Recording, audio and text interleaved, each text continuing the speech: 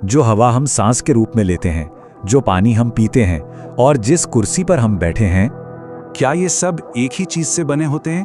और अगर हाँ, तो फिर कुछ चीजें इतनी सख्त क्यों होती हैं और कुछ इतनी हल्की कि दिखाई भी नहीं देती? तो आज के इस अध्याय में हम इन्हीं सवालों के जवाब ढूंढेंगे। हम जानेंगे कि पदार्थ क्या है, वो किन किन अवस्थाओं में मिलता है और तापमान और दबाव उसे कैसे बदल सकते हैं। और हाँ, अगर आप क्लास 9th और क्लास 10 साइंस को NCERT के अनुसार एक्टिविटीज और लॉजिक के साथ समझना चाहते हैं, तो बुक बडी एक्सप्लेन्स आपका ट्रस्टेड लर्निंग पार्टनर है। यहाँ हम साइंस को रटवाते नहीं, बल्कि समझने की आदत डालते हैं। चलिए एक नजर डालते हैं कि आज हम क्या क्या कवर करने वाले हैं। सबसे पहले हम पदार्थ के स्वरूप को समझेंगे, फिर उसके कणों के गुणधर्मों को जानेंगे। इसके बाद हम पदार्थ की 3 अवस्थाएं, उन पर तापमान और दबाव का असर और आखिर में वाष्पीकरण की खास प्रक्रिया को समझेंगे। तो चलिए शुरू करते हैं हमारे पहले सेक्शन से, पदार्थ का भौतिक स्वरूप। मतलब हमारे आसपास जो कुछ भी है वो असल में है क्या और किससे बना है। देखिए, विज्ञान की भाषा में हर वो चीज जिसमें द्रव्यमान होता है और जो जगह घेरती है उसे पदार्थ या मैटर कहते हैं। हवा, पानी, पत्थर, खाना, यहाँ तक कि रेत का एक छोटा सा कण भी पदार्थ है। वैसे बहुत पहले हमारे दार्शनिकों ने पदार्थ को 5 मूल तत्वों में बांटा था: वायु, पृथ्वी, अग्नि, जल और आकाश, जिसे पंचतत्व कहा गया। अच्छा, अब एक बड़ा सवाल है, क्या पदार्थ लकड़ी के एक ठोस टुकड़े की तरह होता है, मतलब कंटिन्यूस, या फिर वो रेत की तरह छोटे छोटे कणों से मिलकर बना है? इसका जवाब हमें एक बहुत ही आसान सी एक्टिविटी से मिलेगा। सोचिए, हमने एक बीकर में पानी लिया, उसके लेवल पर निशान लगाया और उसमें 1 चम्मच नमक घोल दिया। तो सवाल यह है कि नमक गया कहाँ और पानी का लेवल ऊपर क्यों नहीं आया? ऐसा इसलिए हुआ क्योंकि नमक कहीं गायब नहीं हुआ, वो तो पानी के कणों के बीच जो खाली जगह थी उसमें जाकर समा गया। और इससे एक बहुत बड़ी बात साबित होती है कि पदार्थ कंटिन्यूअस नहीं बल्कि छोटे छोटे कणों से मिलकर बना है। तो अब ये तो पता चल गया कि पदार्थ कणों से बना है, पर ये कण कितने छोटे होते हैं। चलिए इसे एक्टिविटी 1.2 से समझते हैं। हमने पोटेशियम परमैंगनेट के सिर्फ 2-3 दाने लिए और 100 ml पानी में घोल दिए। पानी एकदम गहरा गुलाबी हो गया। अब इस घोल में से 10 ml निकालकर उसे 90 ml साफ पानी में मिलाया। पानी अभी भी गुलाबी है। इस प्रोसेस को 5 से 8 बार दोहराते जाइए। आप देखेंगे कि पानी अब भी हल्का गुलाबी है।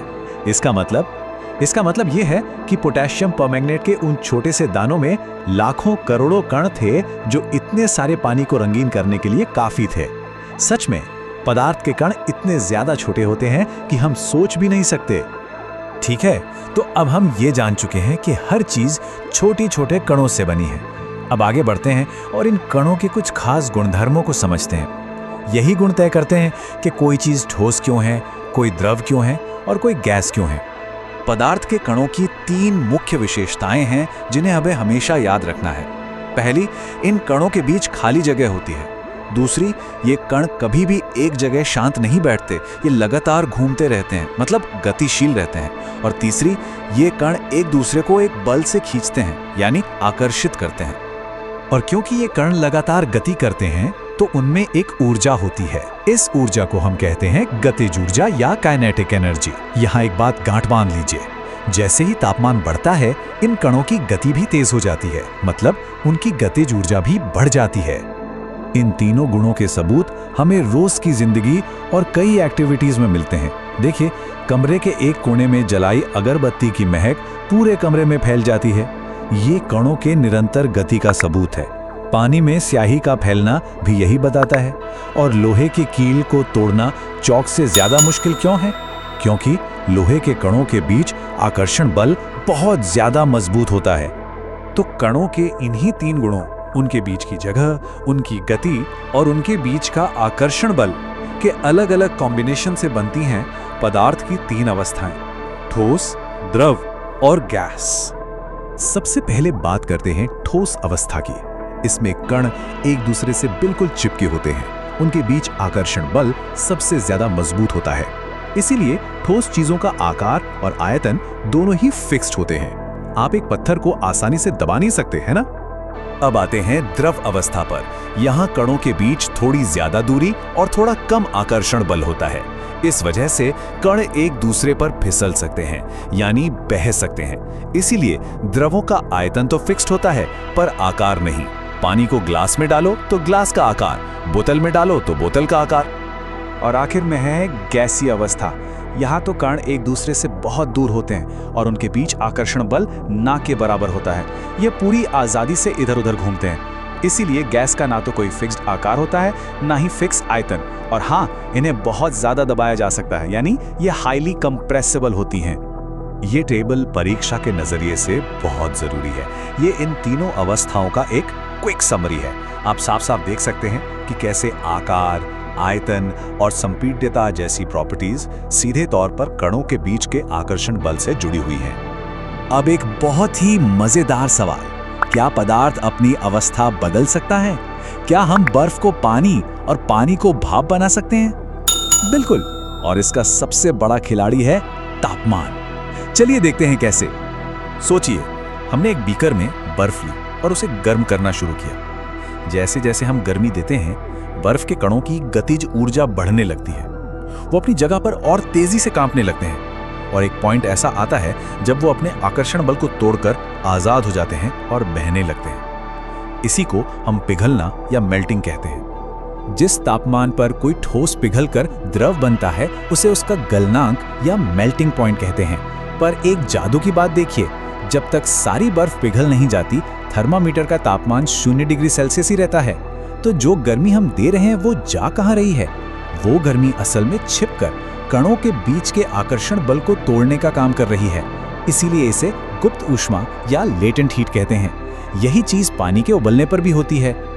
अच्छा, तापमान के अलावा एक और चीज है जो पदार्थ की अवस्था बदल सकती है, और वो है दाब यानी प्रेशर।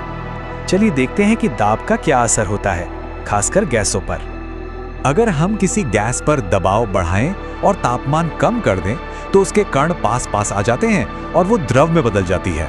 हमारे घर की एलपीजी सिलेंडर इसका सबसे अच्छा उदाहरण है। और एक बहुत ही शानदार उदाहरण है सूखी बर्फ, जो असल में ठोस कार्बन डाइऑक्साइड होती है।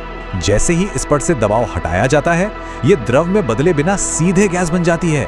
इस प्रक्रिया को ऊर्ध्वपातन या सब्लिमेशन कहते हैं। चलिए अब इस अध्याय के आखिरी और बहुत ही दिलचस्प टॉपिक पर आते हैं, वाष्पीकरण यानी इवेपोरेशन।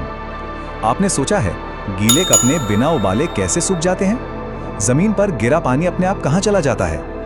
यह समझना जरूरी है कि वाष्पीकरण और उबलना यानी बॉइलिंग एक चीज नहीं है। उबलना एक बल्क फिनोमेना है जिसमें पूरा पानी 100 डिग्री सेल्सियस पर उबलता है, लेकिन वाष्पीकरण एक सतही प्रक्रिया है। इसमें सतह के कुछ कण अपने आसपास से ऊर्जा लेकर गैस में बदल जाते हैं, और क्योंकि वो अपने आसपास से गर्मी खींच लेते हैं, इसीलिए वाष्पीकरण से हमेशा ठंडक होती है।